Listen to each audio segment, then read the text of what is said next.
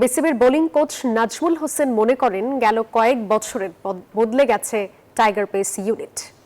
তার মতে বর্তমান টেস্ট সিরিজে ফর্মে থাকা পেসার হাসান মাহমুদ যে কোনো কন্ডিশনেই মানানসই বোলার। অস্ট্রেলিয়াকে হারিয়ে আরেকটি স্মরণীয় জয় ছিনিয়ে আনবে টাইগাররা, এমনটাই প্রত্যাশা এই কোচের। অস্ট্রেলিয়ার মাটিতে টেস্ট ম্যাচে জলজল করছেন টাইগার পেসার হাসান মাহমুদ। একের পর এক পরাস্ত করছেন অজি ব্যাটারদের। তাসকিন আহমেদও তুলছেন গতির ঝড়। প্রতিপক্ষের সামনে আতঙ্ক ছড়াচ্ছেন এবাদত হোসেনও। তিন পেসারের নৈপুণ্যে ইতিহাস করার হাতছানি। টাইগার পেসারদের এমন পারফরমেন্সে মুগ্ধ বিসিবির বোলিং কোচ নাজমুল হোসেন।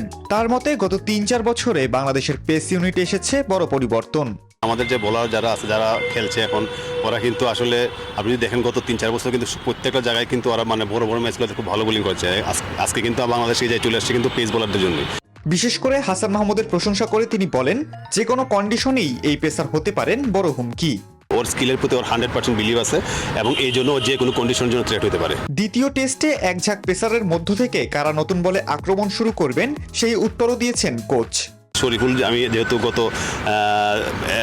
2-3 সপ্তাহ ধরে আমার সাথে কাজ করছে, খুব ভালো অবস্থায় আছে এবং ভালো শেপে আছে। তো আশা করি এরা 4 জন থেকে 3 জনই খেলবে। দ্রুত ম্যাচ শেষ করে অস্ট্রেলিয়ার বিপক্ষে আরেকটি স্মরণীয় জয় ছিনিয়ে নেওয়ার প্রত্যাশা অভিজ্ঞ এই কোচের।